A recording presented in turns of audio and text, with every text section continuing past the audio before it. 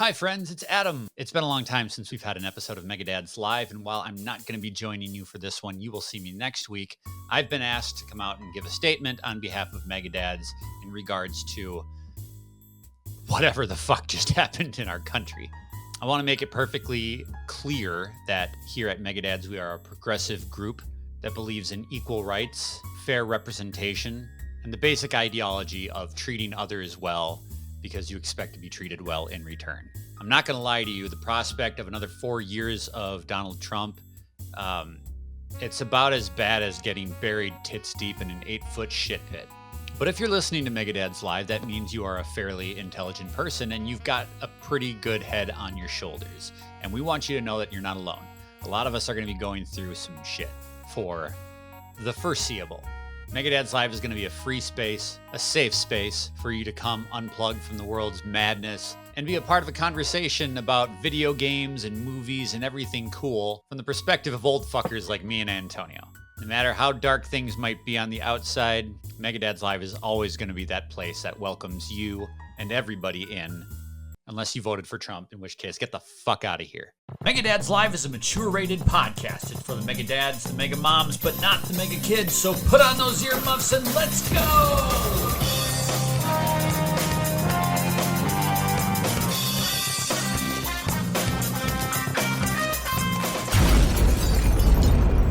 What's up, everybody? Welcome to another episode of Mega Dads Live. This is us digging deep down, really pulling down and trying to muster up an amazing show for you all, something to keep your mind off the problems that be, something to bring a little bit of joy in your life. I love you. If you're listening to this, I care for you. I am here for you. I found a lot of comfort in being around like-minded people lately, and you are in the right place. Please join the Mega Dads Discord community. We're chatting right now about Christmas trees and lights and everything that we're doing to combat, the seasonal darkness that's coming around us. So everybody's just getting together, having fun, talking about things that we're doing to get our minds off of everything. So please join us. You can find the link to the Mega Dads Discord community where you can chat and hang out with us and the YouTube description. So please check it out. We are very excited to be here because it's a brand new day. I'm here with none other than Tony the Coconut Wizard. What is up, Tony? How are you doing? I'm all right. I'm making it through. How are you doing? Making it through. We're surviving. You ever see that Shaun of the Dead movie where it's about like zombies and stuff, and he like tells the person he bumps into like that they're just surviving, and it's like tongue in cheek later when like the zombies are all out and they're like, "How you doing?" He's like, "Surviving." Like same thing. So that's what we're doing. But we're gonna have some fun today. Now, I've been very astute, very observant about the world around me recently, just trying to like have that mindfulness, right? Just trying to be in the moment. And I realized something. Tony, you know what kids do with water usually? All too well. They drink it, right? And now, But here's the problem with that. As soon as you teach that like one-to-one synonymous, water, you drink it. They don't yet understand the different types and levels of water and like, what might be undrinkable or dirty. So my daughter was in the bathtub and I was sickened to find that she's just slurping up bath water. And I was so grossed out, and I was like, how do I explain this calmly to the child that they should not be slurping up their bath water? Like she just didn't have like that concept. I'm like, honey, this is dirty water. And then my wife was talking to somebody else because I had mentioned it to her. And she's like, this is a common thing. It's okay. Like kids will learn. It's a slow process. And I'm like, but what do you say? And like some other parent was like, oh, like you don't want to drink that because your booty's in there. Like that's booty water. And I was thinking of like Booty Sweat from like Tropic Thunder, and they're drinking that canned Booty Sweat. I'm like, that should be enough, right? So I would tell my daughter this. I'm like, this is dirty water. You're bathing in it. There's dirt. I mean, look at the color of the water. It's like darker. Like, do not drink it. And I think I was most disappointed at the second time she started slurping it down. Because I'm like, the rules have been established, but it's like she didn't believe it. It's like her eyes were telling her that this was just water and like just kind of ignoring what I was saying. So I don't know. We're all going to learn slowly. You know, we're all going to learn over time. The kids are going to be okay. I hope. I hope. Do you ever have anything go on like that in your household? Oh yeah, my daughter used to love to drink her bath water too, and I did something similar. I was like, I want to say I called it booty water or something. I was like, you're drinking the stuff your body's in. Like it's not clean. And same thing. Like next bath, she would start slurping it up when I was looking. I'm like, does it taste good? Like, should you bottle up your booty water and sell it? I don't know. That's what I was thinking of as well. Like make a little money off of it. I don't know. It's wild. Kids are kids, but they bring joy to our lives. Like, and when I see her kind of like being innocent about the world, I'm like, I need that. I'm like, I wish I was you. I wish I was oblivious. I wish I was like, I could have that pure joy of just being like, let me just drink some dirty water right now and like be okay with it. Like, wouldn't that be nice? So it's a brand new day. We wanted to talk a little bit about things that were kind of like filling our time, that we're filling our space, right? So we're not all kind of catastrophizing and things. And something that I've gotten into along with other members of the Megadads community is the first game I wanted to talk about today, which was the Pokemon trading card game Pocket. Pokemon Trading Card Game Pocket is the mobile adaptation of the Pokemon Trading Card game that was just released. I think it was October 30th that it was released for both iOS and Android devices. So I was happy to find that a lot of people in the Megadads community in the Discord like were talking about this game. So I jumped in and I was like, okay, let me kind of see what this latest mobile craze is going to be about. Something to, keep my mind off things. And it got me hooked. It got me hooked. And I'm very surprised because I have not played the Pokemon trading card game myself in years. I got into it like in like grade school, high school, I think is when it had first come out. And I would like collect cards, but not really have the opportunity to battle and play against other people. So I always wanted a game version that I could play. There was a previous version out, I think years ago on mobile, and it wasn't really the best. So now you have this brand new edition come out. They've changed the name of the game and the format of the game in that you don't have a 60 card deck, but you do have 20 cards. And you use that deck to battle against either other online opponents or the computer. And they have little challenges for you to do. And it's this condensed version where if you get 3 knockout points or 3 points, you get the victory. And it's simple. It keeps the game moving fast. And it being an electronic version of the game, it's interesting because you have a daily pack that you can open. And then you also every 12 hours or these little Pikachu hour things that you can earn. You can earn it in different ways to speed up the timer. And now if you like right now I have like 200 something Pikachu hour things banked. I can fast forward time and say, okay, you can open a pack now. So I'm using all of these as currency in game to open online packs. And that is honestly the most addicting part. The biggest pro of the game is just opening up the digital pack. You literally swipe your finger across the pack to open it, and then you have the cards come out. And it's that same rush that you would get opening a physical pack when you're kind of going through and trying to see, oh, is this going to be that super rare card, that card that I've been waiting for?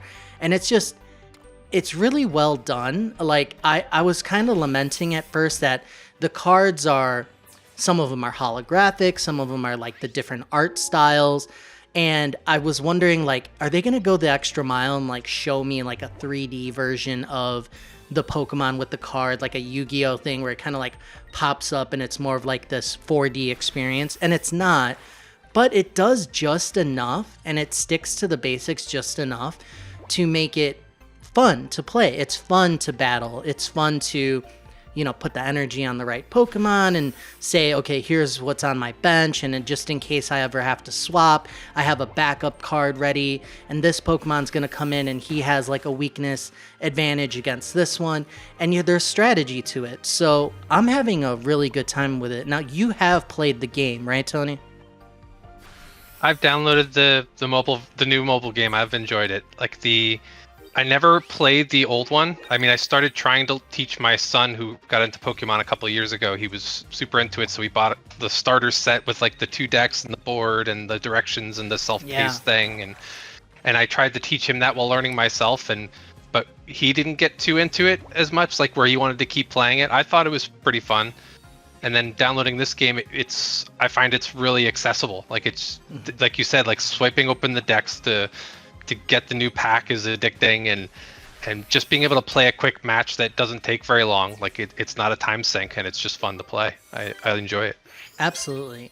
The biggest like con I would say is you are able to battle other people. So as you're playing, which I love battling against other people and kind of like matching wits and all that, but you are armed with the cards that you've unlocked. So when I go in and I battle, like my account is like a level 7 or 8, and then I battle someone who's like a level 11 or 12, I can already tell they've played the game longer than me.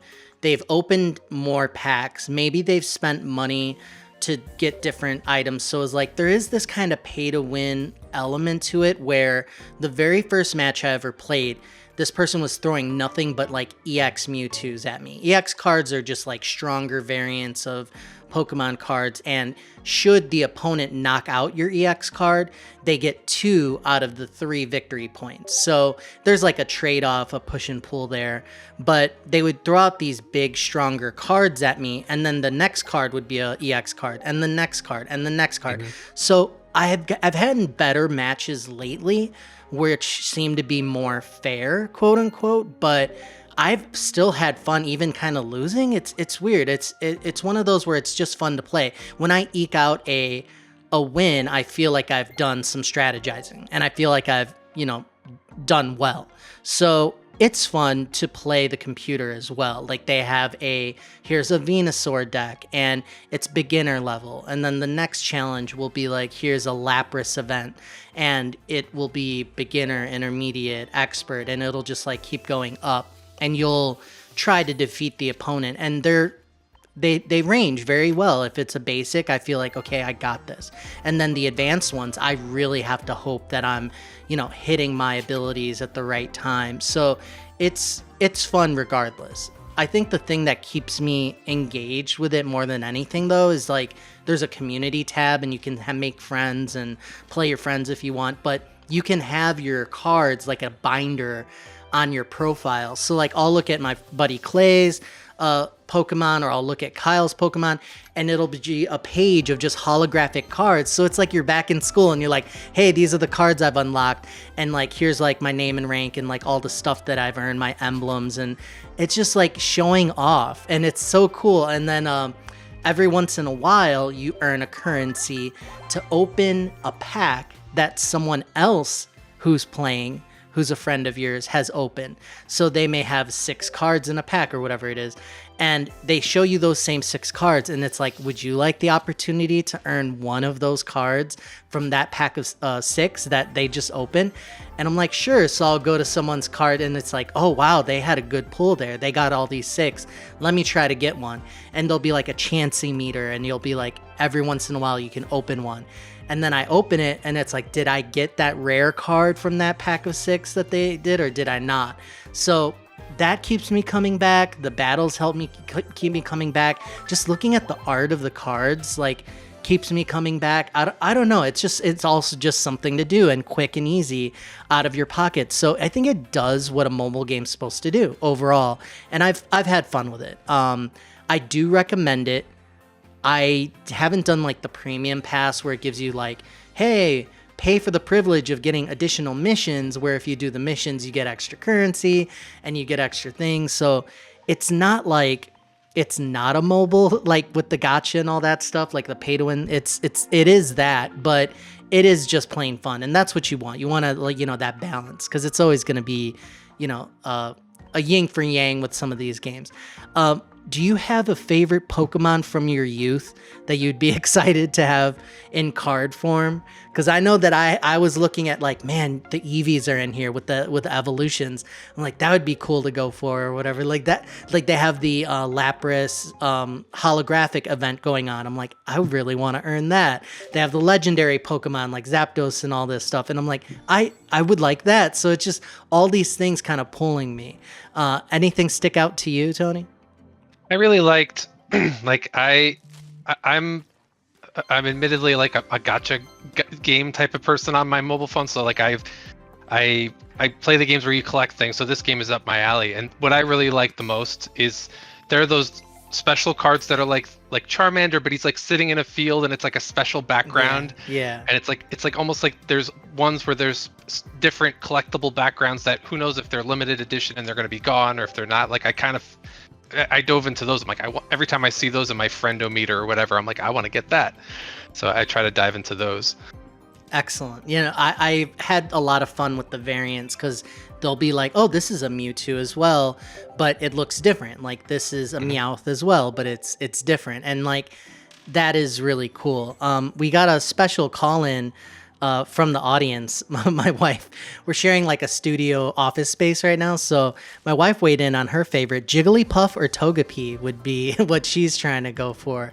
So I'll show her the game. Maybe she'll get into it.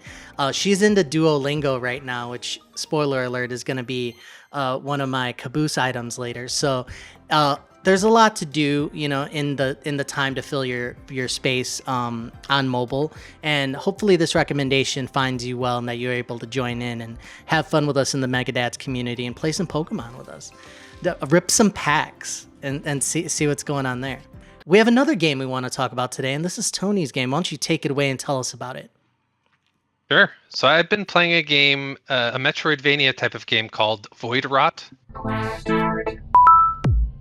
Voidwrought is a 2D action platformer set in a hand-drawn world of cosmic horrors. It's action platformer. One thing that it really reminded me of is the game Hollow Knight. If you've played that game, like the art style, the gameplay style, just the way it felt, like the atmosphere, it felt very Hollow Knight. It's almost like it's got a lot of inspiration from them. And I found that later on after I was almost done with it and I was looking up articles and I saw like everybody else compared it to Hollow Knight too. So it's not bug related though, like Hollow Knight was. It's more like grimy and underground and like very creature related, sci-fi-ish. You're basically born from this like egg sac that to these sci-fi looking like monsters called heralds, and there's like a whole background lore about this red star that creates monsters above this island or above this mountain, and you're under the mountain looking for treasure and hunting down these ancient gods to get their ichor to get more abilities. And the background, the story kind of falls behind a little bit because you're basically just running, jumping, and you're a guy with like this claw that eventually you upgrade and get more abilities like dashing, and you can turn into like a black blob and ooze your way around things. And it's what I really liked about it was that the atmosphere. Like most of these Metroidvanias, I find like are, you know, they've kind of oversaturated in my opinion. Like there's been so many of them, and I've played a lot of them, and some have been good, and some of them have not been as good. This one is fun. I mean, the atmosphere is good because it's like dark and grimy, but it's still colorful and cartoony and very smooth to play.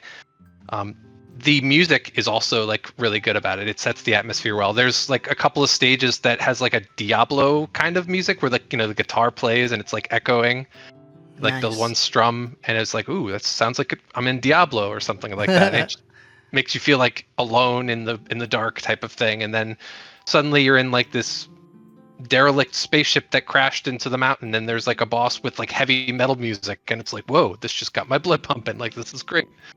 So it's a lot of fun. You're basically just like any other thing. You're trying to collect collectibles like souls or ichor or something like that so you can purchase power-ups. You find relics that give you extra abilities. It's very easy to pick up and play, and it's very fluid and fun. It's a lot of fun to play.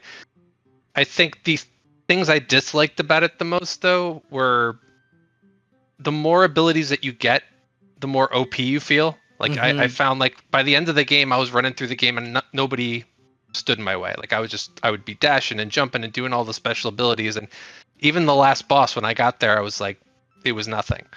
Whereas like in the beginning of the game, I died a million times on those bosses because I had no abilities. I had to be more careful with how I jumped and attacked and timed my stuff. And so the challenge was more in the beginning than the end, which may turn some people off. But I mean, it turned me off a bit because I was like, why is this the last guy? Oh yeah, I guess it is. Okay, great. But it was still enjoyable regardless of that. And the other thing that kind of lost me was that I got lost towards the end. Like I hate that. Yeah. I explored like almost 100% of the map, and it gives you little percentages of each area, which I liked. So you could say like, oh, this area I'm 96% done, and I collected this many collectibles out of this area. So I was looking for all the health power-ups and all the extra things so I could get like the good ending or something. And I pretty much 100%ed all the map, but then I couldn't find the last boss. I was like, where is everybody? Whoa. And just to kind of realize, I mean, the enemies were there, but then I was like, what do I do? And just to kind of found out that like you have to talk to the people. There's some people, like creatures you can talk to, and like you kind of ignore them after a while because they don't tell you anything good. But there are some things where you have to talk to them to progress something else somewhere else, and it doesn't really reveal that. Oh, so, interesting. And if you're a trophy hunter, there are some trophies related to talking to people a certain number of times at certain times of the game. So like it even though the lore is kind of a backseat to everything else, it tries to kind of wedge itself in there a little bit, which I kind of didn't really like too much. But overall, I mean, I enjoyed it. And if you enjoy like Hollow Knight and things like that, you'd enjoy it too. Do you play games like that? I do. Like there was a couple of them, like Ghost Song was one that came out of nowhere that was like a like more of an indie that really kind of blew me away with its atmosphere and sound design and pacing. And I have played others, many others. I think it's like what you're saying. Once you keep going, one of two things happen. Either it gets too difficult and pushes back on you where it's like, okay, your skills really have to get to a level that my dexterity just isn't there, like with a Hollow Knight, or you get lost eventually. And that's what happened with me in Ghost Song, where I got so deep, so far, I've snaked through all these areas, and then I kind of get turned around and kind of lose my way, and I'm lacking something that's kind of pulling me through. This game, like, I think the biggest thing that's intriguing me is visually it looks like, have you ever played Darkest Dungeon? Like there's like a dark outline to everything with like kind of like poppy colors. It's kind of like drab, but then this one has very bright purples and reds, and it's just it's that a little bit, but more vibrant, which I'm very excited for. Your attacks look really cool too. So when you're battling, you're using like magic, or like what is it, the abilities that you're using? So like you have the basic like claw attack that you can upgrade and things like that, but then you get relics, kind of like in Hollow Knight. You got those special items that give you additional abilities, and these relics can be either additional abilities or they can be like weapons. Like you can use one that fires an orb that shoots a beam up and down at the same time and goes across the screen, or one that bounces around through the corridors and explodes and causes enemies to catch on fire and things like that. So there are relics that you can find or collect or buy from there's a couple of places that will sell them to you if you have enough souls or ichor or whatever. So cool. It does have a good variety of things you can get.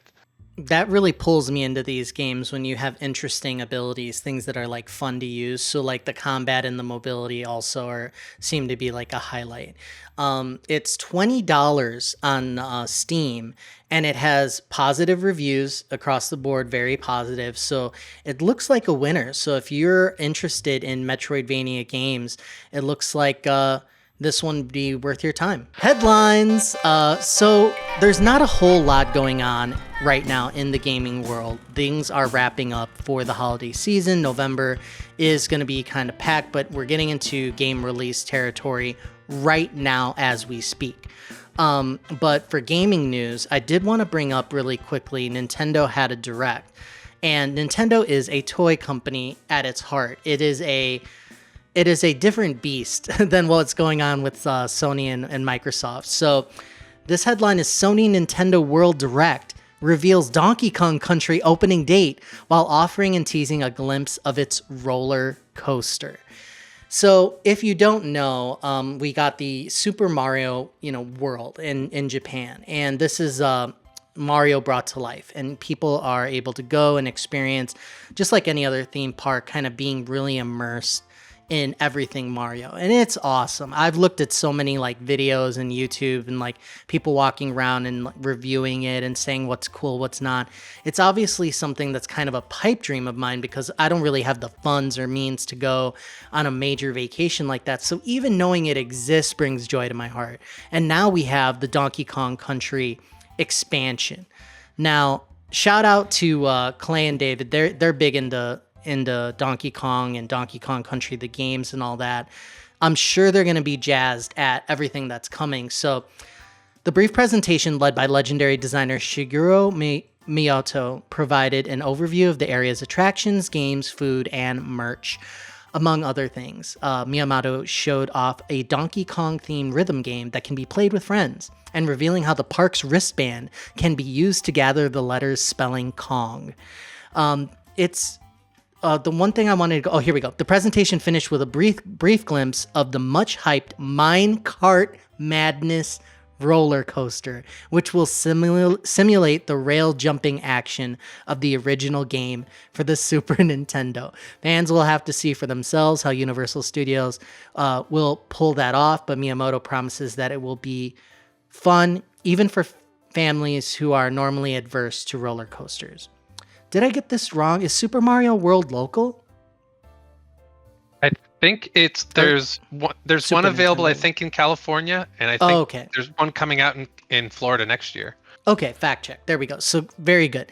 I would love to go. I would love to see these sorts of things. What are your thoughts on this, Tony? Totally. I would like. I've watched the videos, and I'm with the little wristbands punching the question blocks and like going on quests to find little bits like.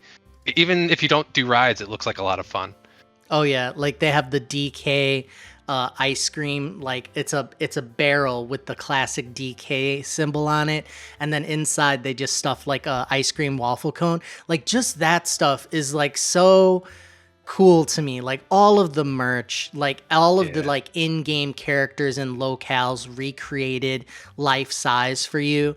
Like, that's just wild. Now, I am a little scared about this minecart ride because in the game, you're literally flying off tracks, gaining air, and it's intended to be like, these are the most like intense parts of the game because you're like, I could, fall off and slip and all that. So how are you going for that reaction? How are you going for that simulation with kids and their families to like, oh, look, I'm going to have fun because it appears like the minecart is like going off the rails.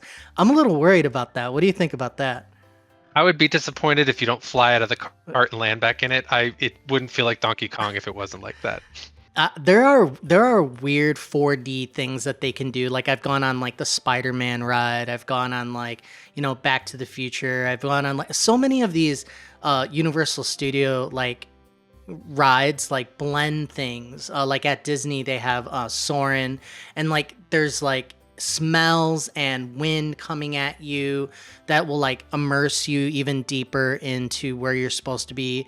And it's wild what they can achieve. So I'm very excited for this. It's a golden time right now. If you can, if you have the means to go on vacation, if you can do this once it launches, I'm sure it'll be time of your life. A barrel full of monkeys, like a barrel full of bananas or whatever you want to call it. But that's super interesting. You know what that sound is, everybody? It's the Caboose. Now, Caboose is where we bring something outside of the world of gaming, a recommendation for you all to bring a little bright, shining joy to your day. I want to bring this up again. I mentioned it a little bit earlier in the show. So my wife is amazing. She's always like bettering herself and developing and like thirsty for knowledge, like always like helping everyone around her, like in so many ways. And one of the things that, of course, like this like personality of hers she's like, oh, I'm just gonna like go on Duolingo and learn a language. So she's learning Spanish, and I know that Adam also uses Duolingo, I believe, and it's impressive. Like she's like starts speaking to me just like in Spanish now. We're like in the car, and like I know what she's saying because I understand like some basic Spanish, but it's just wild how she's getting so used to just whipping it out in conversation.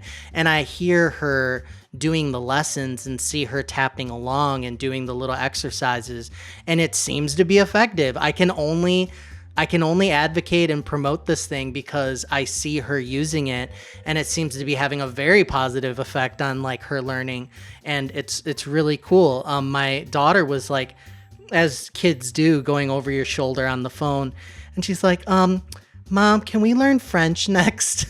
It's like, I gotta learn Spanish first, honey, before we move on to another language. But I thought it was really interesting and cool. I don't know if I have the brain power and dedication for something like that. I think like they give you a streak for every day that you go in and continue your lessons. And I think Adam's up to like over 100 days or over 300 days, something crazy. And I'm like, I don't know if I have that dedication in me. Have you used Duolingo or know anyone who does? I've looked through it because my son was interested in kind of learning how to speak other languages, and I looked into that, but we didn't get too far into it. But I mean, we actually got the Rosetta Stone program, but we didn't get too far into that either. Cool. So yeah, I'd be very curious. Does your I know there was like a paid version and a non-paid version. Which does your wife use? I want to say that it's the non-paid version because every once in a while there's like an ad that will like tell you what you get with the premium, and it's like, oh, skip the ads and like have extra this or that. So yeah, I think you can go pretty far with the non-paid version, and you know, with these free things, I would definitely try it out, see if it's for you. And, you know, it's good to learn other languages. It really is. She wants to, you know, be able to interact with like different people like at church and other friends of ours and stuff like that. So it's like, hopefully it all, you know, keeps going, and then she's just like completely fluent and leaves me behind. And like, I have no idea what she's saying half the time. But we'll see. I'm very proud of her. I'm excited that she's doing it, and it makes me want to try. It's gamified, right? Like, it's like, they make it like a very accessible, manageable exercises. And I think that's kind of like part of the key. And it's like, oh, you got a streak, keep going, like rewarding you for that. So they have a lot of good like concepts and how they're teaching you, like the approach. So yeah, Duolingo. How about you? Any Caboose items for you, Tony? My Caboose item is kind of a simple one because like everybody, like you said in Discord, we've been talking about how dark it gets super early nowadays, and everybody's getting all upset about it, and they're starting to set up Christmas because of like, you know, they want to put up the lights because it's getting dark. But my Caboose, I kind of did something today that I don't usually do. Like, I work from home, and I usually sit in my room on the computer all day long, and what I did today was I got up and I went outside. Nice. And I didn't even just went outside, did nothing. I just went outside and I was like, you know what, I'm gonna go take the leaf blower and blow some leaves for 15 minutes.